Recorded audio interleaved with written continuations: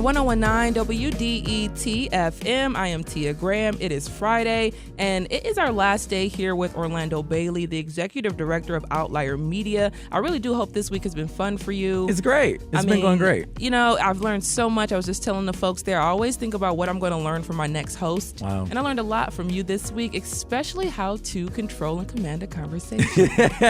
How to really, especially when there are multiple moving pieces and multiple people, that's really a skill that you have to learn at home too. So thank you so much. I learned that from you this week. It's been so much fun, and you know what I've enjoyed trying to get you to laugh and break all week long. You've succeeded multiple times. It's been fun. Today on the program, as every Friday, we chat with the Detroit documenters to learn more about what's happening in our public meetings.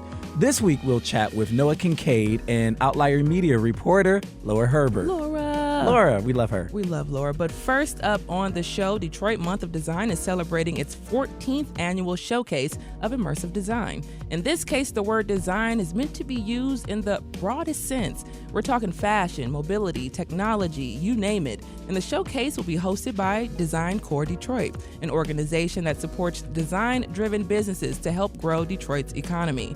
More than 100 events will take place across the city in September, which will include tours, workshops, and so much more. To discuss this now, to discuss Detroit Month of Design, we have Kiana Wenzell here. She is the co-executive director of Design Core Detroit. Kiana, welcome back to the station. Welcome to the Metro. Thank you, and thank you for having me. So happy to be here. Also, thank you, number one, for being back. And then also we have participating in the month-long showcase, we have Elonte Davis. He is a photographer and a native Detroiter. Elonte, welcome to the Metro. Thank you. Appreciate y'all for having me. Of course. And then before we get started, we're all Detroiters here, so this is one of those little rare moments we're having. So, Kiana, what part? North Rosedale Park. All righty then. Yes. Elonte? East Side, 7 Mile and Hoover. All right. And so we have our flags going right now. That's right. East Side, West Side. It's all love. It's all love. So design can mean so many different things when we use it and we think about it. What do you mean in terms of design when we're talking about the celebration? Yes, design at its essence is a process. You know, design is from conception into implementation. And what is your process for that? So when people say, what is the definition of design? I say design is a process. But the Detroit Month of Design is multidisciplinary. So we have creatives working in built environment, creatives working in visual communication, designers that are product, whether that's industrial design or craft-based, and creatives thinking about your methodology or your design thinking. And Elonte, when I think about that and I think about the process from beginning to completion, from conception to completion, what does that look like for you as a photographer? First off, it just starts with an image. And then when I get that image, it just talks to me. And then I want to tell a story. It's more about storytelling. And then when the people see that image, I just want to convey a message and just deliver it. And just tell it from my perspective, really. And people really be interested. I tell stories from a very unique way. I was going to say from a unique perspective that only you can do from a Detroiter's brain and mind. Kiana, just continuing on with you, it's the 4th annual event, and there's clearly 14th. Excitement. 14th annual event, Yeah. And there's clearly excitement about it. What, in terms of design, what does Detroit have to offer in terms of creative design? You talked a little bit about hosting the Ukraine delegates yesterday and some more. Just so fancy. So fancy. So many other folks want to come here. So what is going on? You know, Detroit is global.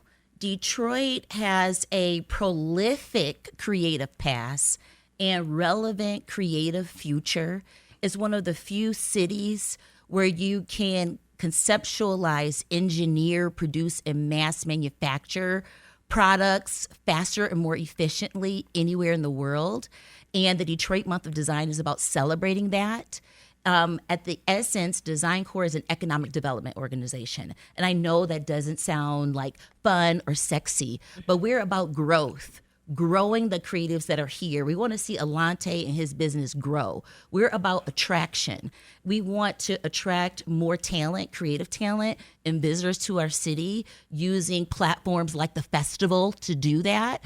And we want to retain talent. We don't want Elonte to move. We love him. Exactly. We want to see him thrive and survive in our city. So the festival is about connecting creatives with each other, helping to introduce them to new audiences and opportunities, and highlighting the reason why Detroit was designated by the United Nations Educational, Scientific, and Cultural Organization. Say that 5 times. Really Okay, fast. UNESCO. I always have to say it slow because people say we may use the acronym a lot, but what does that really mean? You know, the first and only city of design in the United States of America. So that's one reason why we are continuing to produce the festival. I want to talk a little bit about the artist ecosystem that is indigenous to the city of Detroit. And a lot of times we hear about so much love for bringing artists here to do work, and so much support for commissioning works from artists that we may feel are world renowned without, you know, an adequate representation and support of local artists. Elonte, do you feel supported in your city? I feel very much supported by artists, painters, local businesses, other photographers come to my shows and buy prints and everything.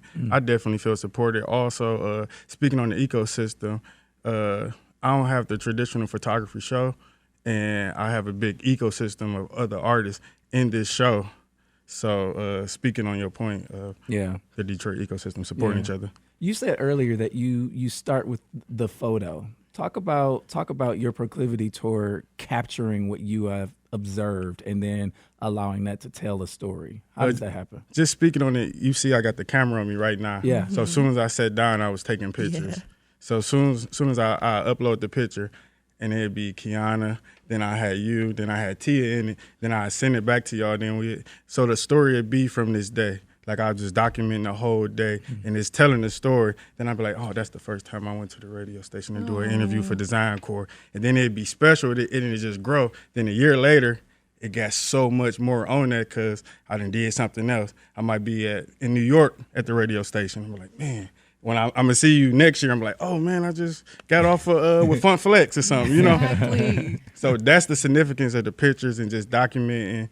And, like, you never know how much that picture is just going to grow. Like, that's something I just love for. It's just become timeless. I love that so much. So, Elonte, just sticking with you, you know, what are you going to be doing during the month? What were some of the things that we're going to see from you? So I have an exhibition at the Urban House on opening on September 7th, and I have featured artists in it. But I'm doing I got the projectionist Matt, and I'm doing like moving images all around. I got the garden party. Then I also have 7 districts of Detroit documented, so people can come see what Detroit is really about. You know, I got the local businesses, people in it. So we definitely go break down Detroit in every area. Kiana, I want to come back to you and ask you what would be considered a design-driven business, and what does that support look like from the Detroit Design Corps? Yeah, a design-driven business. I think about Space Lab Detroit. It's a co-working space led by Karen Burton. It's co-working specifically for people in architecture, construction, and engineering. She also does a lot with like city walls. Karen and Sandra Little, they're hosting an event for Black women in architecture. It's a Black women in architecture brunch. You said Sandra Little? Yes, Sandra Little she from Quinn Evans. The OG. Okay, shout out Sandra. Hopefully you're listening, Sandra. Hopefully someone lets Sandra know we're giving her shots out. Yeah. Yes. Roses and flowers right now. But if you are just tuning in, we're chatting with Kiana Wenzell, the co-executive director of Design Corps Detroit, and Elonte Davis is a photographer, native Detroiter participating in Detroit Month of Design. We're chatting about, of course, Detroit Month of Design, which is happening all September long. Yes. Tons of events are going to be happening. I know you're going to see Orlando and I at a few. Hopefully we can get out to a few for sure throughout the month of September. But can you go through some of those activities that we can expect? I mean, you talked about workshops. There are going to be artist talks and just different activations throughout the city. What can we expect? Yeah, so we have a lot of exhibitions. There's a huge exhibition called Constructing Futures, which is talking about, housing construction from robotics, computational design, AI. There's an exhibition at the University of Detroit Mercy with some architects. The architect that designed Mary Grove College is going to be highlighted there. We have a lot of events in the fashion space. So if you like more experiences, Taylor Childs is doing a fashion show called Apex. Eugenie, Detroit is doing something. If you like more visual communication, there's an event called Artology. It's going to be at the Liberal Arts Gallery. Going back to fashion, Carhartt and Isaac are doing some events. And so we have a lot, exhibitions, talks.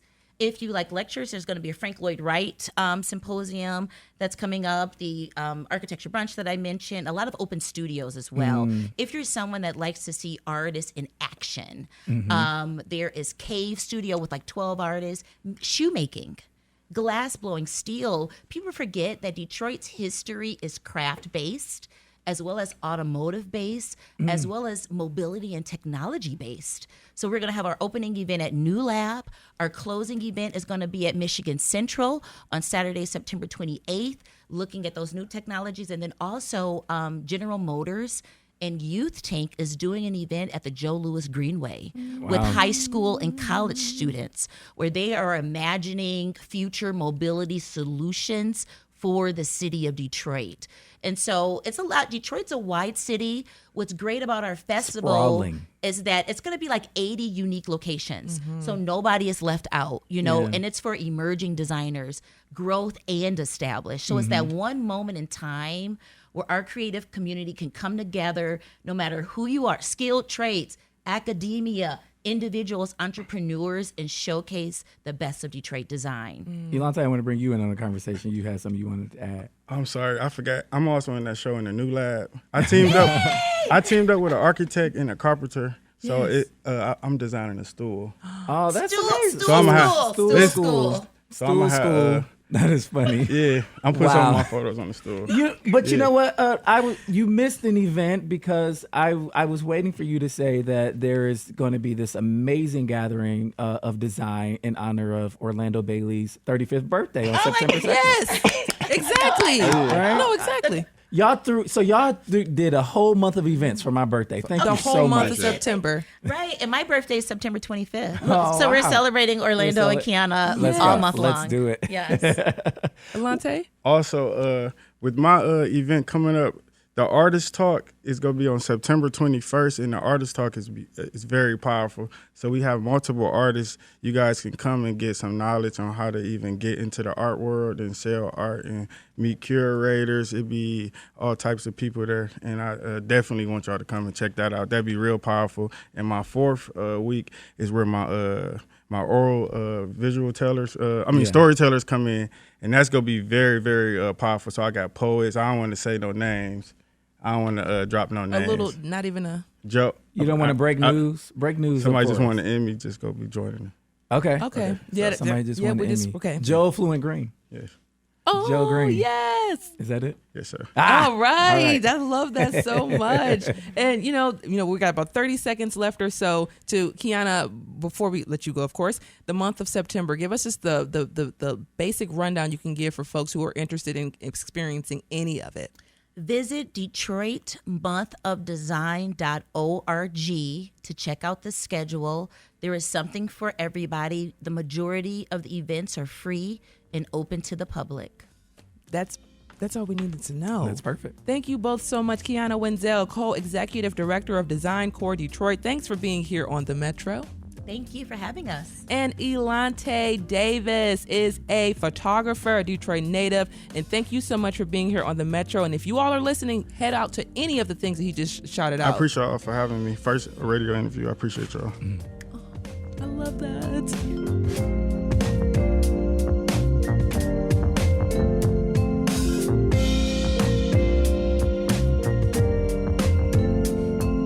All right, coming up, the Vanguard Community Development Corporation is celebrating 30 years of its work developing and maintaining Detroit's North End. We'll talk with the leader of that organization and explore what makes the North End special. We'll be right back.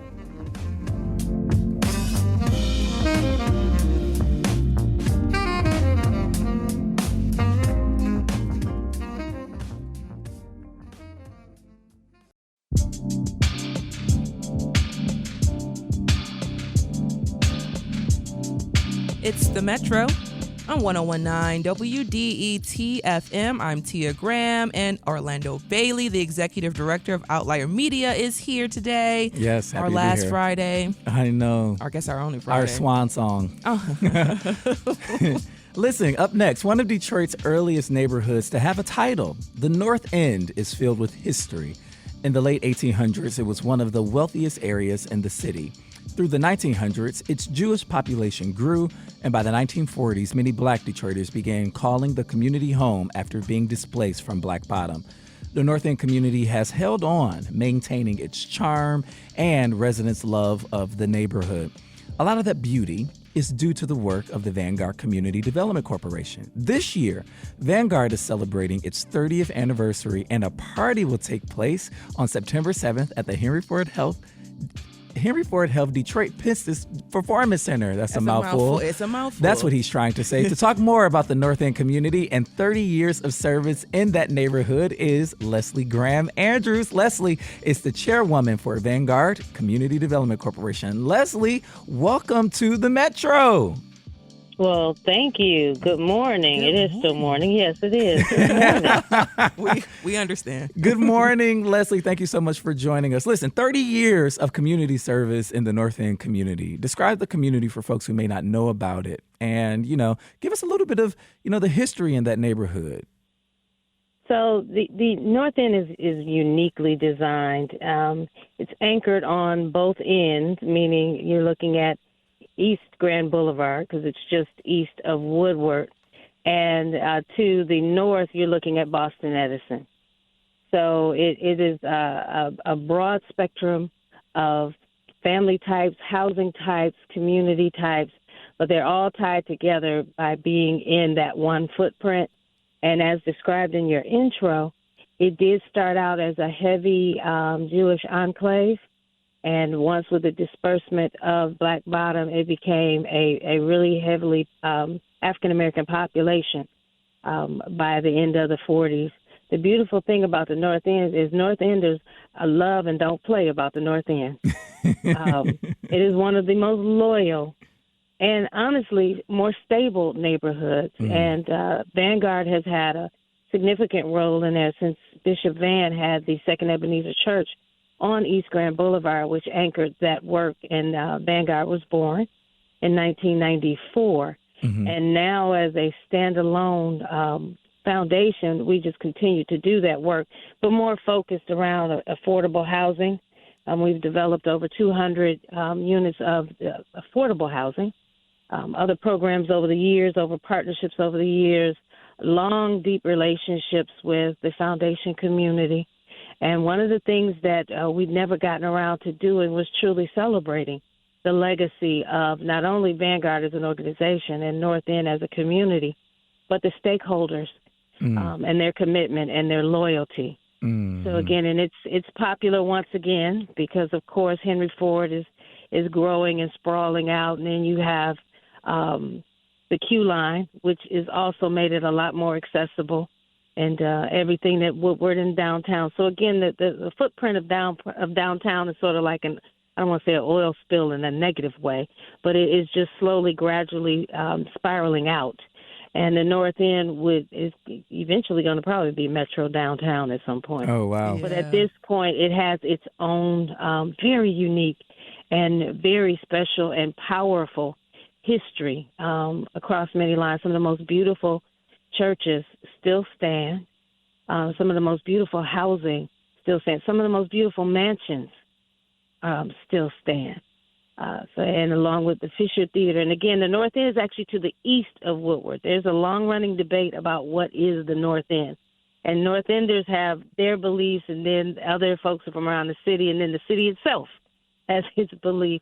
But we tend to lovingly look at it from being East Grand Boulevard all the way down to Boston Edison. Hey, Leslie, And, so I'm gonna jump in really quickly. I just want to ask you a little bit about that because you talked about, that North End becoming a northern downtown. And that's one of the things that I've experienced driving through the community. You do see that it is improving. You do see those improve, but you also see this tension, right? Yes. There's this tension around Yes. cultural and physical displacement Yes. and cultural anxiety. How is Vanguard handling that?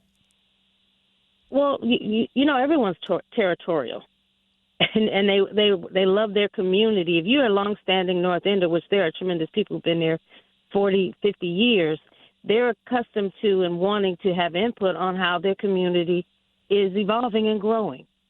And then you have folks who are new, who are looking for housing, and you can't get that kind of housing anywhere. It has value, and they have the money. So it's just, we often mediate that relationship, and the tension is real, but the solutions are even more real. And a lot of times the community block clubs are essential in negotiating, the entry of new individuals there and how they balance out with the existing community. But yes, make no mistake about it, everything is growing and changing. Vanguard has done a really good job of enlisting things like the Knight Foundation and doing welcome to North End signage, streetscaping, those kinds of things where we get community input, parks, so they still feel like they have some input and say-so on what happens in their community. Can we park here for a minute? Leslie, you and I have known each other for a long time, so I love this kind of conversation. Can you talk a little bit about what the solution to this encroaching development that could potentially displace culture, displace people?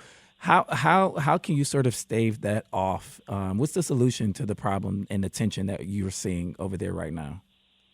Well, first of all, I don't really believe there is a complete solution for the tension. Mm-hmm. People are going to feel the way that they feel, and they're entitled to feel that way. Mm-hmm. There's always a balancing act between growth and legacy. Mm. And we sort of manage that by trying to make sure that we get as many people who are open-minded to the evolution and the change that is going to be necessary. All change isn't bad. Mm-hmm. And understanding where the tension comes from. A lot of times when I've gone to community meetings, I've heard, well, when you build that, my property taxes are going to go up. Okay, well, that in itself is not going to be the only reason that your property taxes may go up, but also the value of your property is going to go up. So let's not negate one without the other. And how do we come up with solutions from the mayor's office, from your council person, from your county if need be, to find ways to make sure that the taxes are fairly distributed and those who are below a certain income level get the assistance they need so they don't become displaced. All encompassing. If you're just tuning in, we're chatting with Leslie Graham Andrews, the chair for Vanguard Community Development Corporation. We're talking about 30 years of service the nonprofit has devoted to the North End community. Leslie, tell us a little bit about what y'all got planned for this 30th anniversary celebration. Yeah, what's the party? What's going on? Yeah. So we definitely gonna have a party. We have earned a party. But I would be remiss if I didn't say that it's also our opportunity to honor those who have truly been long-term stakeholders and early believers and adopters in the vision for Vanguard. And for the North End, I'm sorry. So we are going to definitely make sure that we honor Wendy Lewis Jackson of the Kresge Foundation, Donald Rencher of the Hudson Weber Foundation, Daryl Carter of Adventist Capital, and he's our developer for North End Landing, which is bringing some more housing and affordable housing to the North End. But once we finish handing out the awards and saying thank you 100 times, we're going to party. We got a DJ. We're going to dance the night away. There'll be food. There'll be fun, definitely, and fellowship. Yeah. That's important, too. Yeah. I don't think we celebrate our communities and our neighborhoods enough. Yeah. It's similar, as you would know, Orlando, similar to what ECN does. on the east side. So we're taking a page from Donna's book. And shout out to Pam Martin Turner, who's the current executive director, and Donna Davis was the first executive director at Vanguard. And so girl power all the way through. I love to see it. Women power all the way through. All the way through. And I have to say this, and it doesn't happen often. One, because I don't do it for these reasons, but it is important as an example, is Pam and I are the only black female and black female chair, CEO and chair of a community development corporation doing this kind of work. I love it. There are nonprofits that have that dynamic. But when you get into the community development landscape, you're talking about lots of dollars. You're talking about lots of tax credits, lots of responsibility, lots of powerful financial relationships. Very happy to say that in keeping with our work, we just purchased the last building on our block. So Vanguard owns the entire block that it sits on. Wow, that's amazing. And we have small business incubators there. We have other organizations that rent space. We have Goodwill in one of our buildings in their workforce development. And I'm outgoing chair. She's making sure that everybody knows she's outgoing. Leslie, it's never enough time talking to you. Thank you so much for coming on. Leslie Graham Andrews is the chair for the Vanguard Community Development Corporation. September 7th. Thank you for joining us, Leslie. September 7th. Get your tickets. All right. All right. Thanks.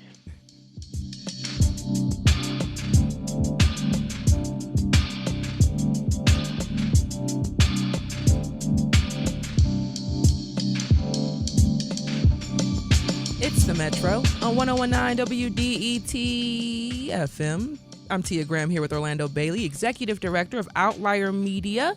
Today, sunny and 80 degrees. Tomorrow, Saturday, 84 degrees and sunny. And Sunday, 86 degrees and sunny. So you're going to look good all weekend long, no matter what you decide to do. If you want to stay in the house like me, or if you want to go out, you can do whatever. Go outside. We're not going to see the sun, like this for a long time. No, we're not. In the news, uncommitted group not allowed to speak at DNC. The Michigan-based uncommitted national movement was unsuccessful in its attempt to get a speaker at the Democratic National Convention. The group has wanted a Palestinian American to give a short speech about the plight of the people in Gaza. Polling has shown that over 3/4 of Democrats and half of Republicans want an end to Israel's attacks in Gaza. On Wednesday, more than 20 uncommitted delegates and their supporters held an all-night sit-in outside the convention. When it became clear Democratic Party leaders would not budge, the delegates locked arms and went inside. That story is not over. We still have 70-something days until the general election, so we'll be interested to see what happens there. Yeah, it's always very interesting stuff going on yes, there. I'm very interested to see what that And Beyonce happens. did not perform. Okay, see, you shouldn't have slid that one in because I have thoughts. I have so many thoughts to the Beehive out there. Before we go to this break, we all knew she wasn't going to be there. Well, people knew. We knew. The Beehive knew, but everybody else was really, really shocked. Listen, coming up, a new report highlights how kids are doing in the state of Michigan. We'll parse out that data with an author of that report. We'll be right back.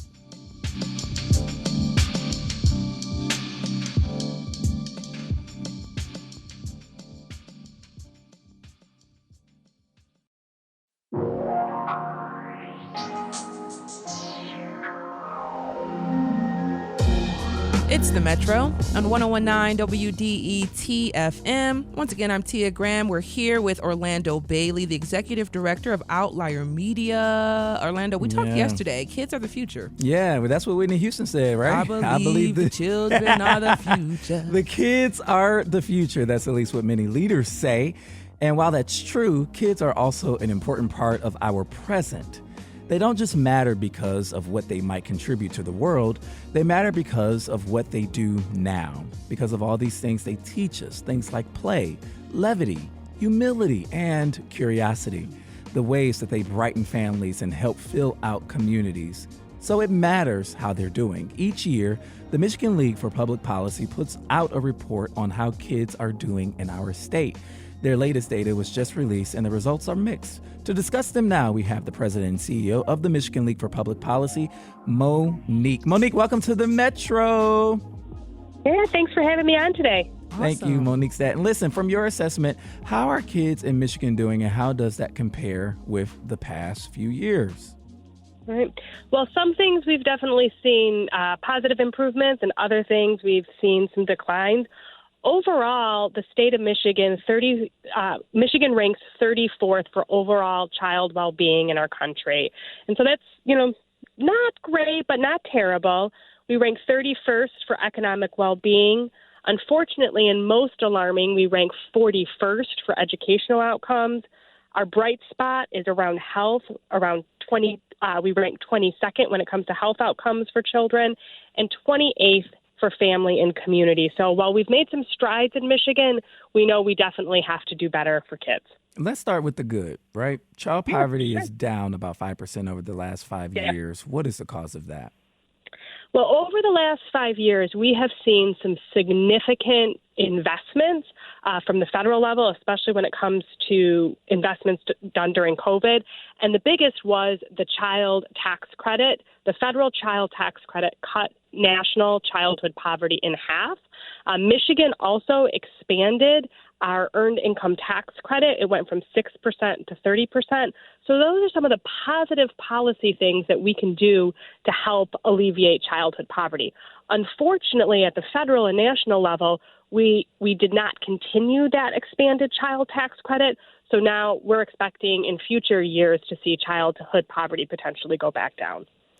And just jumping in here, is there a direct line between investing in education and education improving among kids? Is the solution to that problem for Michigan that simple? It's a part of that solution. I don't think it's one thing. At the league, we really recognize that people and kids are multifaceted, so we don't believe in silver bullet solutions. But equitable school funding absolutely does make a difference. This past year in 2024, we saw some solid investments for children. In 2025, there is continued investments in a weighted school funding formula, and we're hopeful to start seeing some of those results. In Michigan specifically, one of the positives is that we have seen an increase in overall childhood or graduation rates, on-time graduation ranks. So while we're still low compared to other states, we are seeing an improvement in that area, which we consider positive. On the flip side, we do have some concerns that kids are not hitting that goal of third grade reading, meeting the goal of reading at grade level at third grade. Yeah, which we heard a little bit about earlier actually on the show when we were chatting about what was going on throughout Southwest Detroit as well. So we're seeing this trend across the state of Michigan, of course, but across the city of Detroit. But just moving forward there, infant mortality is down about 12% over the last 5 years, which is really enormous. I think about, of course, Black infant mortality rates and how they're still pretty high, but we are seeing the numbers trickle down just a little bit. So how did that happen, and how does it compare with national trends? So nationally, we have seen infant mortality rates go down across both Michigan and nationally, and it's due to a variety of things like increase in healthcare coverage, increase in access to affordable housing, improvements around maternal infant health. In Michigan, we've done things like expand the Healthy Moms, Healthy Baby initiative. We've expanded home visiting. We're doing more with doulas, and all of those things really can contribute to reducing overall infant mortality. Unfortunately, in Michigan and nationally, we still see a higher disproportionate rate of Black and brown babies experiencing infant mortality. And I will say that there is actually something on the table in Michigan right now that has a direct link to showing lower infant mortality rates, and that's paid family leave. We know in that child's first year of life that child's family is most economically insecure. And so if we want to do things to help reduce infant mortality, paid family leave is something that we could definitely do. If you're just joining us, we're speaking with Monique Staton. We're discussing the recent Kids Count report that her organization released. Third grade reading proficiency is down, Monique. How bad is it? And how much of that dip is due to hit students, how much of that is due to the hit the students took during the pandemic? Because we know that there was a tremendous amount of learning loss. Mm-hmm. Right. So the pandemic definitely has an impact on overall third grade reading levels. We didn't have, though, great results prior to the pandemic, so we know we need to continue to do more.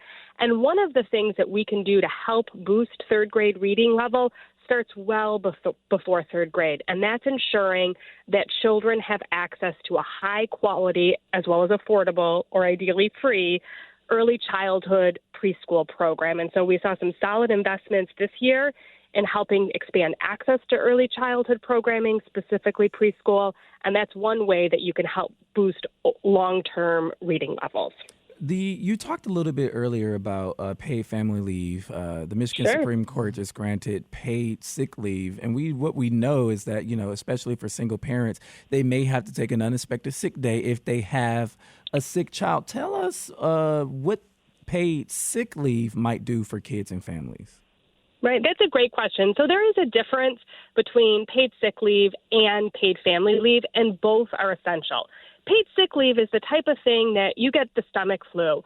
Your child has strep throat, and you need to take a day or two off work, and you need to make sure that you're paid. So, we know lots of Michiganders live paycheck to paycheck. So make sure that you can keep your job as well as take the time, a day or two to take care of your family. Paid family leave is something that's for the big things in life, things like you're bringing home a child, whether it's through birth or adoption, or the really terrible things in life. You have a parent or your spouse or your child is dying and you have to stay home and take care of them. You shouldn't lose your job for those reasons. And so that's why we are very supportive of paid family leave in Michigan. I think one of the important things to also recognize is that most states that have a paid family leave program in the United States also provide a law for earned sick time. All right. Monique Stanton is the president and CEO of the Michigan League for Public Policy. Monique, thanks for joining us on the Metro. Great. Thanks so much for having me.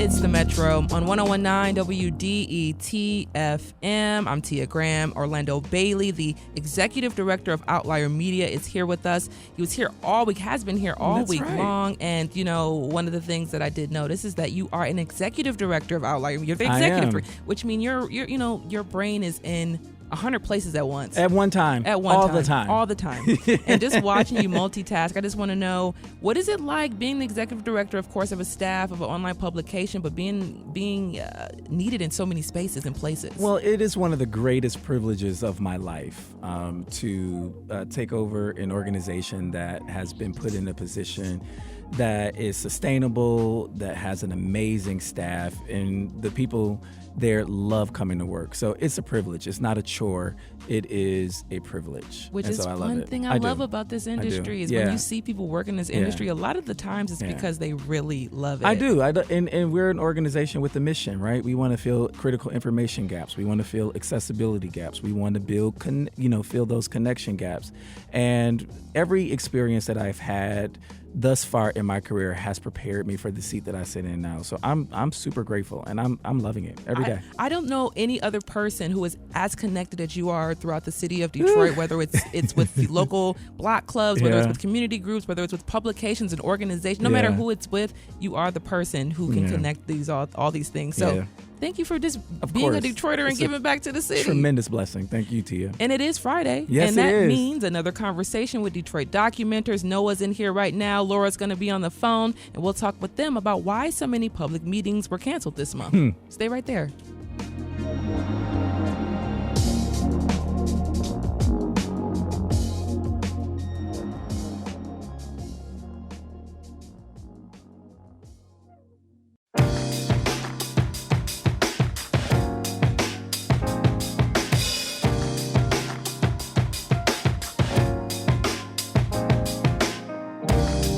It's the Metro on 101.9 WDET-FM. I am Tia Graham. Orlando Bailey, the executive director of Outlier Media, is also here today. Hey. And it's Friday. That means it's time for Detroit Documenters on the Metro. We've talked about many meetings on the show that Detroit Documenters have reported, but today we're talking about a different kind of meeting, canceled meetings.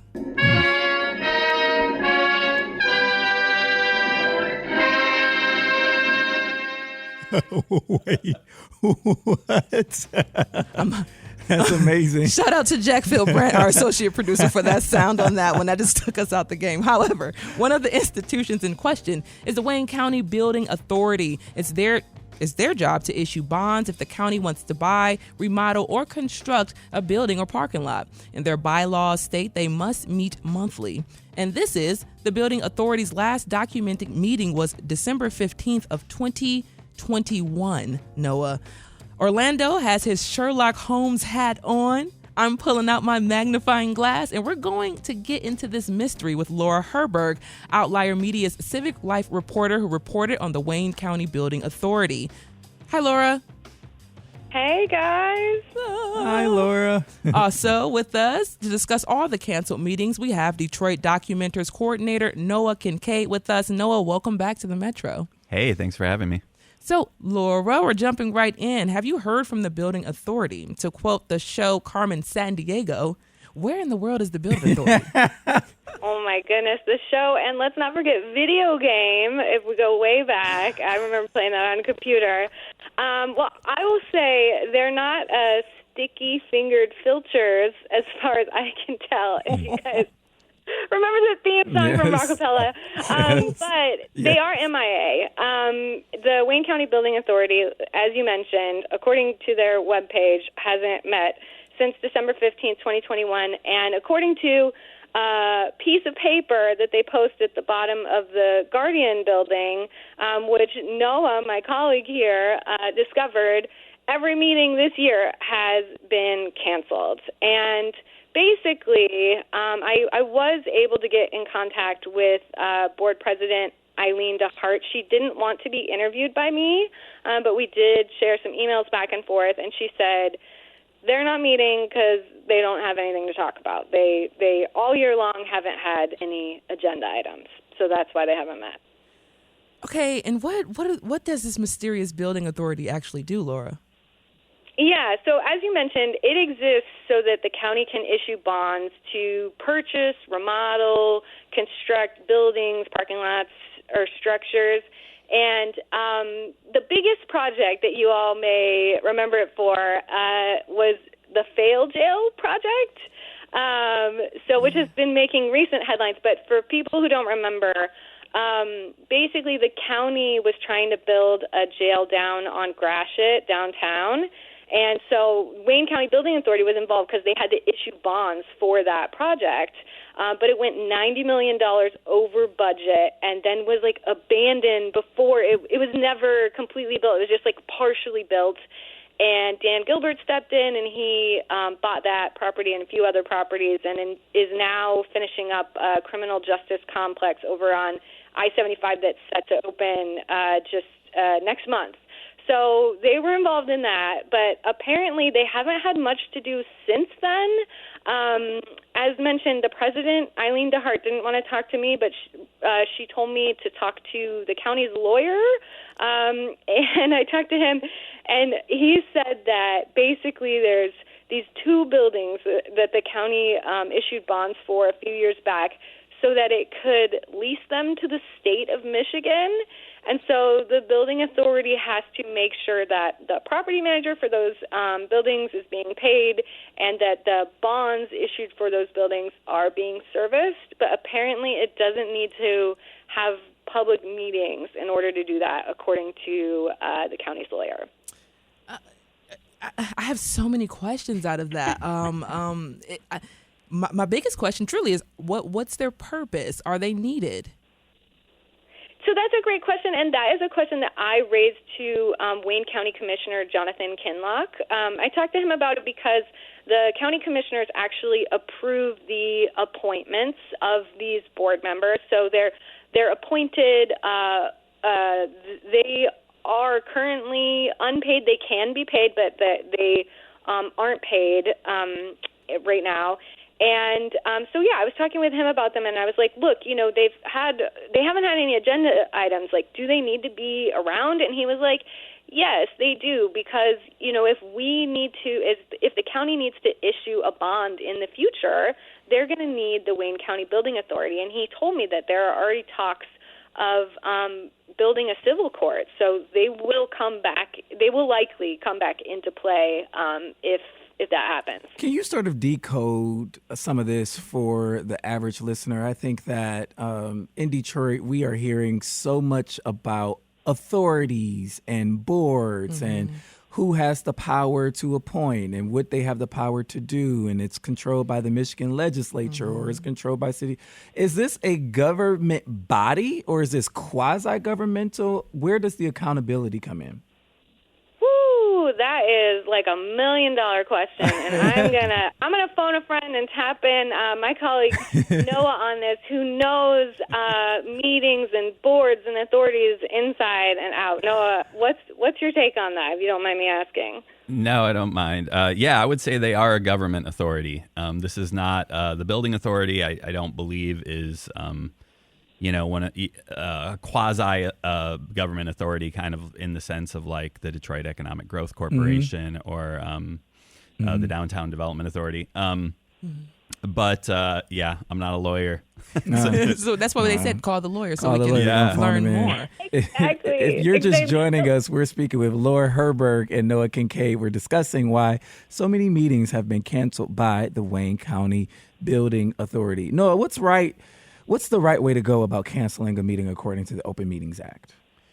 Well, the Open Meetings Act doesn't really say what the right way is. They say you can cancel a meeting, right? Obviously, but they don't really address how you go about that. I would suggest that, once you've posted a meeting that's open to the public, you should assume that members of the public are going to come to that meeting. So if you do cancel it, you should at least post it and let people know before they, trek down to whatever building that meeting's at, or sit around waiting for someone to launch a Zoom window for 20, 30 minutes. That's just common courtesy, right? But the OMA doesn't really mandate how you handle that. Wow. And Noah, are there any repeat offenders? Which board is playing hooky the most? Yeah, that's a good question. That's a good question. I would say of all the agencies we cover, probably, Wayne County cancels the most meetings across all their different committees at the Wayne County Commission. But what we try to do at Documenters is we occasionally see a pattern. And when we spot a pattern where one body, one agency that we're trying to attend their meetings, but we just can't because they keep canceling, we try to figure out like why is that, like especially if it seems like kind of like a new pattern. So it seems like every year we kind of focus on one. Laura just looked into the building authority at Wayne County. Last year we did a story on the Board of Ethics, and the year before that on Downtown Development Authority. These cancellations happen for all different reasons. Downtown Development Authority in 2022 they'd canceled like 13 out of 20 meetings. And it was the same reason as this. They just said they had nothing really to address. With the Detroit Board of Ethics, they were canceling meetings because they couldn't get a quorum, because they actually had, out of 7 members on that board, 3 were vacant. So they needed appointments because there were only 4 out of 7 people there. So if one person couldn't make the meeting, they had to cancel the meeting. So that's, a more serious situation that, needed addressing. But so we try to answer these questions when we see these. And Noah, before we let you both go, what can we expect to hear from the Documenters next week? Oh, gosh, next week. Next week, as always, we'll be covering the Detroit Board of Police Commissioners. I think next week is the last week of City Council recess. So the week following, we'll be looking forward to them coming back. And and we'll keep covering everyone else in the process. Awesome. Noah Kincaid and Laura Herberg, thank you so much for joining us on the Metro. We'll talk to you next week, and then Laura, we'll talk to you soon, whenever. We're gonna find you, Laura. Sounds good, Tia, in Orlando. And Orlando, before we close out officially, I just want to say thank you once again for being here all week long. My honor. Taking time out of your schedule to be here. It's been a pleasure to share the mic with the Detroiter. Eastside, Westside love. Eastside, Westside love all day. I love it.